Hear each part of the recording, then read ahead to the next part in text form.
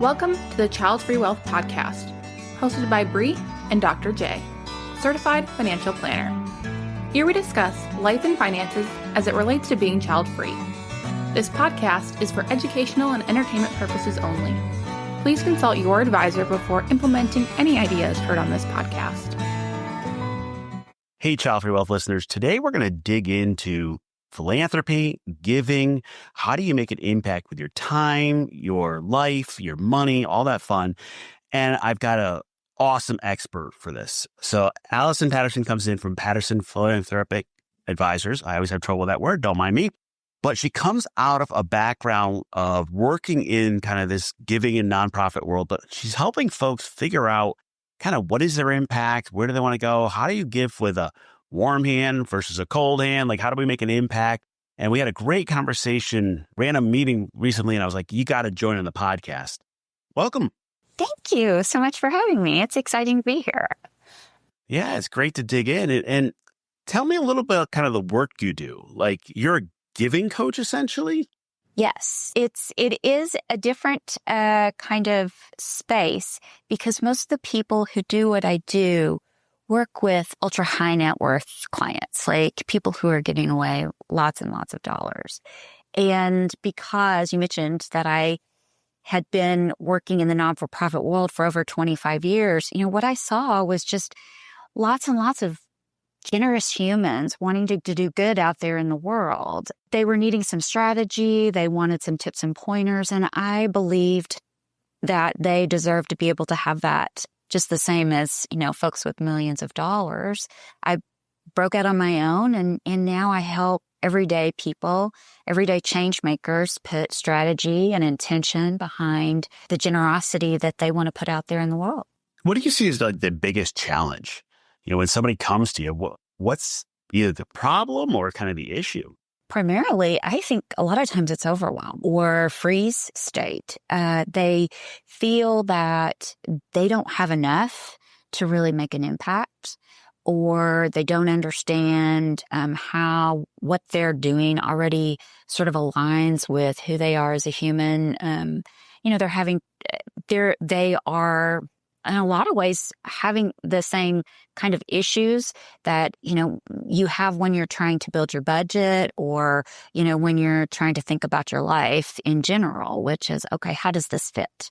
And I only have limited resources, whether it's my time or my money or how I use my voice. How am I going to use that and use that in a way that really brings the good that is mine to do in the world out and free? And I hear you. And I think one of the challenges, people look at it just as like a money thing. And look, you're not going to give enough money to get your name on the side of the building. I mean, let's just be real. There's a price for that. I mean, is it like a comparison problem of like, well, I can't give as much? Or how do you see that? Well, I do think that there is a comparison problem. I also believe that we are living in this moment of scarcity, right? And again, that's what I love about your book and how you work with your child-free clients is you really talk to them about building this life that is theirs. And it doesn't have to be about not enough. It can be about, well, I have exactly what I need. And also I have the ability to give to others or impact others or create this community that is mine. And it's a really different shift. I mean, that's one of the things that draws me to you, because whether you're working with someone who is child-free or not, we're living in this moment of I don't have enough. And we all have more than enough if we can just identify what that is and then lean into it. We can't talk about this without like talking about the giant issue. We're in a really political year, a lot of issues with folks. And I do hear folks go, well, really, if I do help in this area, is it going to make a difference? How do you handle that? Well, first of all, I ask them a question. I'm like, okay, what does that mean? Because making a difference is unique to each and every person. The world's going to tell me that I'm going to have to fund 5 scholarships for kids in schools, or I'm going to have to make sure 10 kids eat, or whatever that is that the world's going to tell me. How I approach it is I'm like, oh, okay, well then help me understand. what does that mean to you? Because it means something different for each and every person. If it's going to make a difference, then maybe making a difference for you is knowing and understanding that the local food pantry is out there and open for the folks who are losing their jobs, regardless of how you feel about what's going on in our world right now. There are people and issues and our environment being impacted for good or bad. How do you feel about that? And what does that mean to you? Hey, Child Free Wealth listeners, it's Bree. I highly encourage you to schedule a Child Free Wealth checkup. During this time, you're going to get a couple of forms to fill out that include your life and financial plan. We'll review them, and then we're going to have a meeting and go through them with you. We're going to give you some advice and things to work on and talk through things to make your finances simpler so your life can be amazing. You can schedule yours by going to our website, childfreewealth.com, and clicking the Schedule Now button.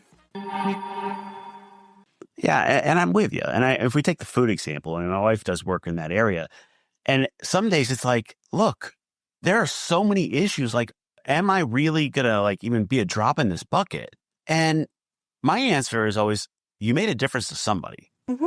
Exactly. You may not have made it to everybody. You're never gonna cure hunger, right? But you can make a difference.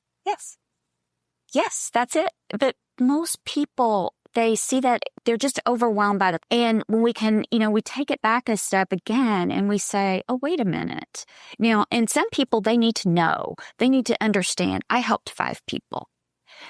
Because that is important to them. Great. I love that. I always try and say, figure out your own measuring stick. Because when you understand that for yourself, then you have the ability to sort of be like, oh, okay, that's it. For some people, they can drop off food at the food pantry and know that that food pantry is being run well. They have great leadership. They're doing great work in the community. They have confidence that they just drop that food off and they know it's going to go to the person who needs it the most. That's fair. And I think part of the challenge is you have to look at what you have to give.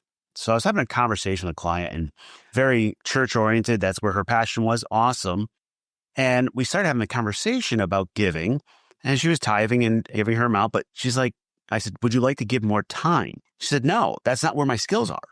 I'm actually better at making money. And she's like, I could go work and make more money to give to them and have a bigger impact that way, which is not always the way people think about it. Mm-hmm. No. I mean, again, it is identifying the resource that you have. That's one of the things that I try and do with folks because, right now, my most valuable resource is my expertise. I help people all the time with my expertise in the field, but that's not money. But you can leverage that and take that beyond anything there is. So it's being able to own that and to know that and to understand that has value. But when you say value, it's like, I'm going to argue, it doesn't always have to be measured. No. I get it. That is a word. But value is also meaning. It's also that joy, that intentionality behind it. So I guess that's maybe more what I mean by valuable. Well, I mean, we all get to figure out a choice of value. I mean, I often talk about it as impact, kind of what's that second line of your obituary say when you're on your way out? What's that impact you make? I think the challenge is if you're one of those people that is always measured everything, I almost feel like you're setting yourself up for failure. And they're like, oh, I've got to hit this goal number, whatever, versus I just want to make this impact. I want to live a valuable life. I want to do whatever it is that matters for my impact. And sometimes it's hard to kind of give up on the hard and fast numbers. I don't disagree. I work with folks all the time. And honestly, I actually lean into that. If that is still the way that your measuring stick is going to work, then okay, let's do it.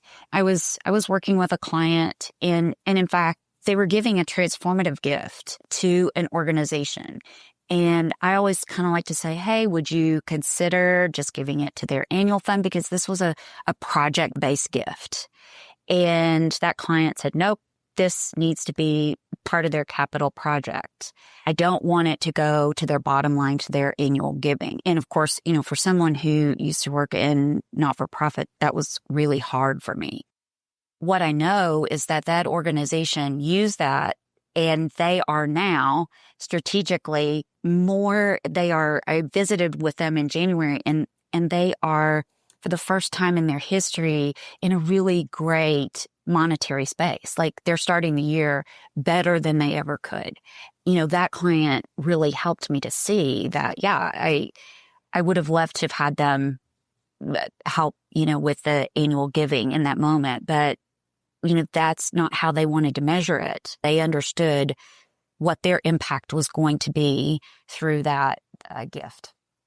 Yeah. And by the way, there's a whole bunch of nonprofit speak in there I want to pull apart. When you're giving money and who you give it, like, you can designate some things, others. And there's always the kind of the weird stories. One of my favorite is kind of the librarian who worked at the school forever, donates a whole bunch of money, and then her money's used for like a scoreboard at a football game.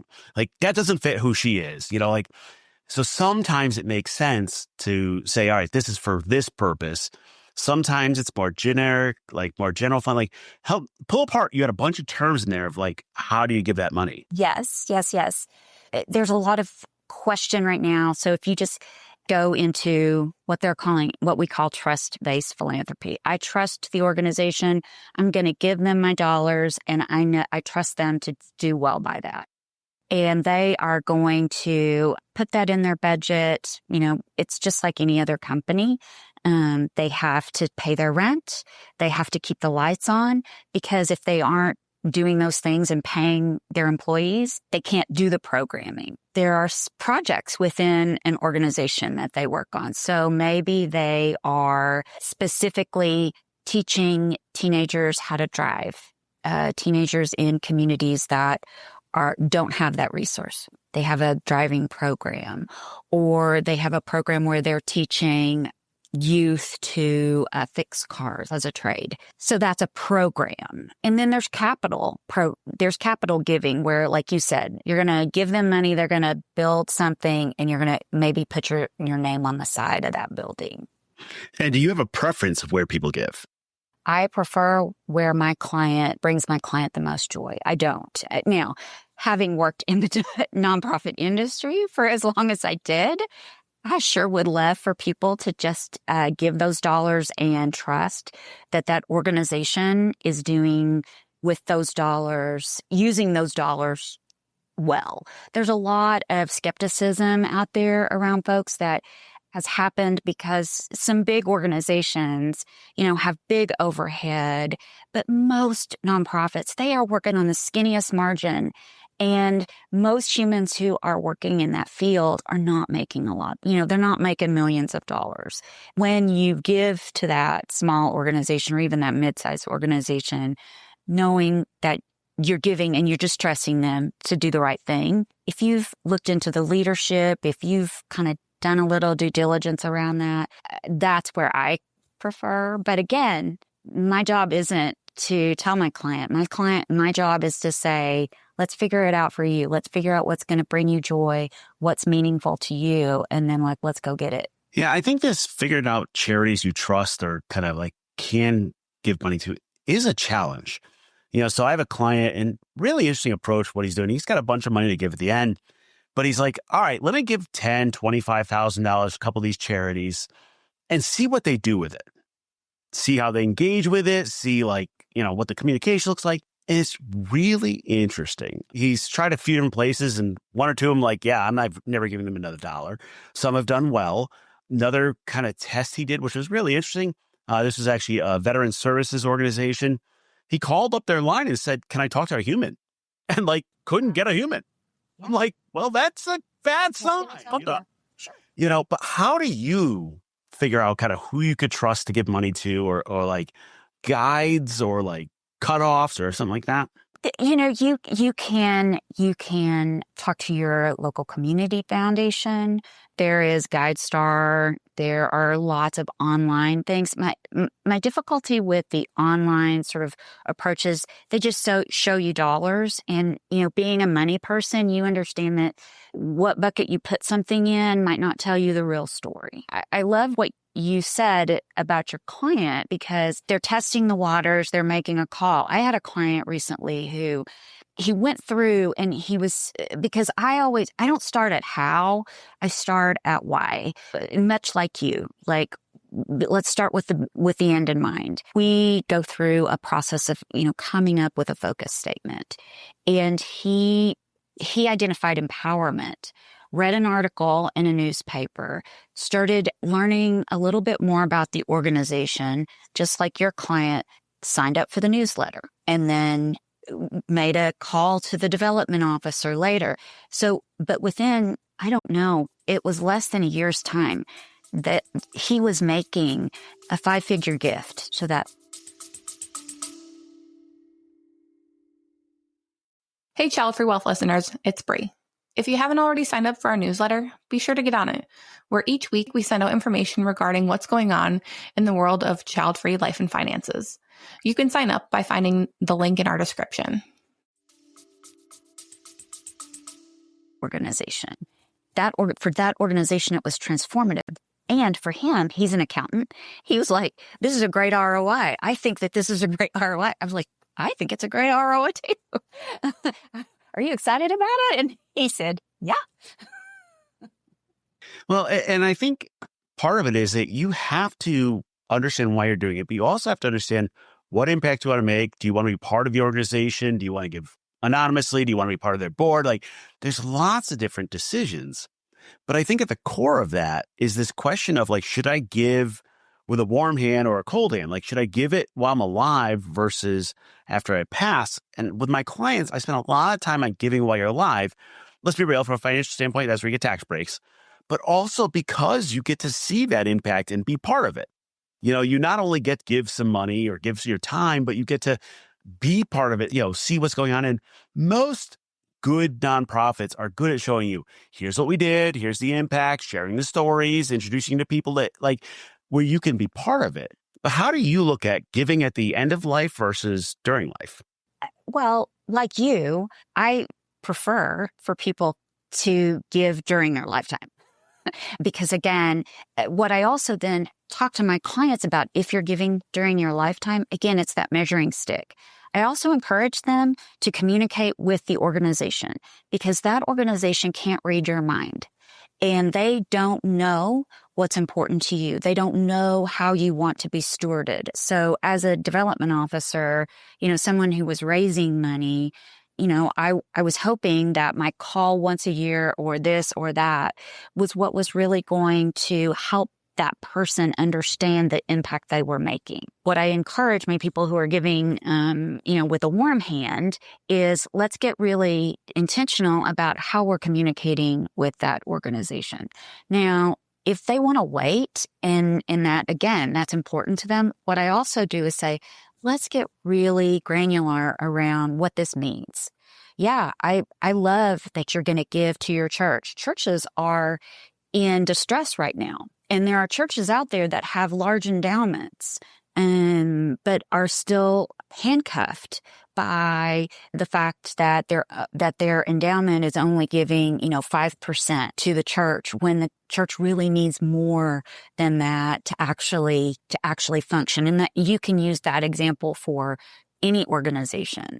Really being granular around, if you prefer to wait, and that's fine, then let's be real specific around what that means to you, how you want that to used. Maybe you want it spent down. So maybe you're giving $25,000 and you want that spent down over 5 years, or you want that to go in perpetuity and make sure that that money is giving to the food program at your church. But really making sure that we aren't just saying, let's give it to this organization. Yeah, and I ran into an interesting case. I had somebody who was going to give everything after they passed, and they have this great local charity, great community event, like love the community. They love this group. And I looked at what they were going to be giving in their estate, and it was probably about 2 times as much of the annual budget of that organization or their annual raise of that organization. And I said, you got to watch out because you can actually mess up an organization by giving too much if they don't have a structure to manage it, a process. And my client was like, how in the hell is that possible? But I'm like, they just don't have the infrastructure to handle, in this case, this multi-million-dollar coming in. Like, you're just asking for things to go bad. Well, in fact, the example that I gave you around the client who was giving to building something, that was the case with this organization. They really didn't have the capacity in that moment to really make the most of that gift. Now, because that they have a great board, they have a great executive director, and, I was working alongside with my client coming along, saying, okay, because I was able to help my client not be impatient with the process, right? Because they wanted to see this thing being built. And this organization just wasn't quite ready to do that. In fact, by giving them the time that they needed to do it well, they came out infinitely better, this organization did, and was able to, again, leverage this money in a way that neither the organization nor the person who gave these dollars could ever have imagined. Yeah. And I think the hard part is like your heart can be in the right place, but just it doesn't get executed. There's just some scale issues around nonprofits. And this is where we go into the crazy land where now people are getting millions of dollars of salary. No. Like, we're not talking about that, but like, you have to have that right match. And one of the things I've been talking to my clients about is sometimes the right match, the right way to do it is to be involved and even like join the board. What do you think about people joining the boards or the organization that drives it? Oh, absolutely. I think any way that you can get involved in a granular level. My daddy taught me, he was like, when I was building a business, you work on the ground floor and you know the business upside down. Well, that's what you do when you volunteer at a not-for-profit organization. That's what you do when you join the board. I think it's really important not to come in and assume that you know how to do things in a not-for-profit organization, because a lot of people do that and they think that they can come in and run it like a business or revamp things. And it doesn't work that way. They aren't structured in the same way. They're just specific ways that they're different. So I would encourage people to sit and listen. And I do coach folks all the time on joining boards and coach them through that first year so that, the first thing is like, okay, where are they seating you? What's their onboarding process? Let's dig into their financials again so that I can show my client, when they're talking about this line item, this is what they're really saying. Because, it's always a translation, especially if those kinds of numbers aren't something that you're familiar with. A lot of people come in and that's just, those kinds of numbers aren't what they're familiar with, or even how that organization reports out those numbers. That's fair. When you're looking at organizations, you've been on the development side, and it's kind of interesting because some of the development officers are really good at what they do, and some of them, it feels kind of like they're just begging for your money. And like, how do you work with them? And the reason I'm asking is I came out of healthcare, and I was with an organization that literally, if somebody had money, they would put them on a VIP list at the hospital and like get them better care and then go beg for the money from them. And it just felt bad. Like, how do you work with the development office? Like, I've worked with some development office. I'm like, yeah, I'm never giving you money because I just don't like you as a development person. But how do you do that? Well, so just so you know, I get it. I totally get it. Happened when that sort of pressure, at least for me, happened. A lot of times it happened because I was being pressured by the organization to ask for dollars from someone when I knew that it wasn't aligned with their values. It wasn't really aligned with where they wanted to go. But I was being asked to put you in a pipeline and move you forward, right? So if you gave me $500, I was supposed to ask you for $1,000 next year. And that was really out of alignment with who I was and how because I got to know my people. I mean, I could tell you everybody that I was working with, and I knew what they cared about. And I could say, you know what, they're not going to give to this organization because I know that they really love and they, their focus is over here in our community. What I try and do, and probably the first thing that I work with my clients with is, again, when we have this focus statement, when we have this real clear yes, it gives us a real clear no. If I can communicate well why I'm giving you those dollars, and if I can say no in a direct and kind way, then those are the skills that I need or my clients need. Now, I also can, for those clients who want me to, I can be the bad guy. And I have. Let me tell you, I've called development officers and I'm like, hey, look, my client is still getting your emails. And we've talked about the fact that they want to receive this and this and this. This is, and I can guarantee you they will be happy and joyful and they will continue to give you money, but I need them off this marketing list. I would say advocate for yourself when that happens. But again, that's a role that I have played. Yeah. And I think there's like the good and the bad. So like my wife and I, we give to the local zoo. We do a lot of events. We did a 5K recently and there's like the night event. And I like being on their mailing list and we look at some of the stuff and like, yeah, we'll go to that one. But nobody's calling me. Nobody's hounding me. Nobody, like, if I'm interested, I'm interested. If I'm not, I'm not. And that works for me. For others, it's a different relationship. But I think, when you're looking at giving, like the last thing I want is a used car salesman coming here to begging me for my money. Mm-hmm. Absolutely. I completely agree. And I agree that is one of the reasons why people are hesitant to give more and why they are overwhelmed, because they don't want to get on somebody's list. Even when I'm helping someone to set up a donor advised fund, one of the things I say is, do you want this fund? How are you going to name this fund? Because in my home, we actually have 2 donor advised funds. One is in a name that nobody will ever know who that is. And one is in our name. And we've had these funds for many, many years. So it's important to kind of know your style and how that is. But again, I think that's why people, they don't want to get on a list because they don't want to get called. Hey listeners, like what you're hearing? Don't miss a thing. Sign up for the Child Free Wealth newsletter for weekly tips, tools, and podcast updates. Head to childfreewealth.com/newsletter to get on the list. I love that idea of having different funds and, one's anonymous, one's not, like, name it after your favorite dog. I mean, whatever it is, like, it works. So one last kind of weird question, and this might be a little bit outside your area, but we've been having discussions with clients on the debate between giving to nonprofits and giving to kind of for-profits that are for a cause, kind of like the B Corps of the world, the venture philanthropy type world, and which is more sustainable. And it's been a really interesting debate. Do you have any kind of thoughts on that? Well, first of all, I am so excited that you are having those conversations, because my thoughts on that are there is space for both. And there is reason and there is need for both. Again, I was working for a not-for-profit and in fact, I was asking for money, but then there was also an impact fund that went along with that.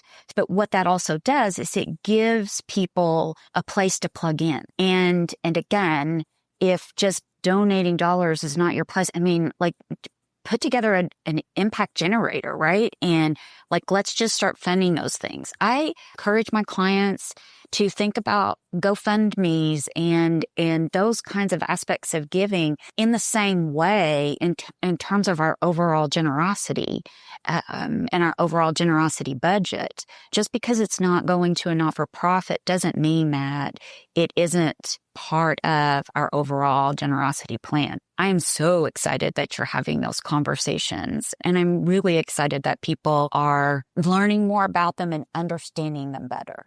Yeah, and I think one of the challenges, like we talk about taxes, whatever, and there's a difference between nonprofits and GoFund. Like, okay, fine. But if you really care about it, we can do it. Like one of the ones I'm a big fan of is the random acts of kindness. Having $100 in your pocket, and if you see somebody in need, give them $100, it can change your life. I'm not taking receipts. I'm not counting anything. Like, just it does it.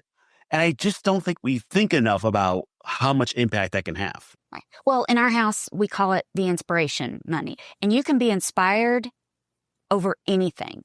Now, the only strings that are attached to those, and that's in our cash flow, right? So like that's how we work that out. The only strings that are attached to that is you have to talk about it around the dinner table that night to say, this is what inspired me. And I want, because again, it's about that moment that spoke to you. It's about sharing that. It's about creating a connection with someone else that you are close to and why that was important. Yeah, I think the bottom line is there's a lot of ways to give and you can get your impact. But I'm going to ask you the hardest question. So you talked about a lot of stuff today. You've got a lot of ideas. If people took away just one thing, what would you want them to take away? That they're to just go out and be generous. Honestly, I think that there are absolutely no boundaries.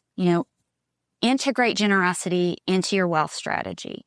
Figure out a plan that works for you, that fuels your joy, and just make it a core part of your life rather than an afterthought. I mean, really dive into putting this into practice and making sure that this is a part of your everyday life. That's great. We actually make it part of the core financial plan. We put in the process. So if people want to reach you, kind of work with you, how do they find you? I am at Patterson-advisors.com, or you can reach me at Allison, Alison, at Patterson-advisors.com. And honestly, if your folks are just curious, I do what I call a dreaming session. And so it's just call me and let's dream a little bit about what this could look like. And that's always free because that's how I give back to the world. And that's how I'm generous to the world. Well, that's awesome. We'll include links in the show notes. And thanks for coming. Great. Thank you so much. If you enjoyed the show, please consider leaving a rating or review. We'd love to keep the conversation going. Please let us know your thoughts wherever comments are available or email us at media@childfreewealth.com. To stay up to date, find and follow Child Free Wealth on social media. If you're interested in working with us, learn more by visiting our website, childfreewealth.com. We'll see you next time.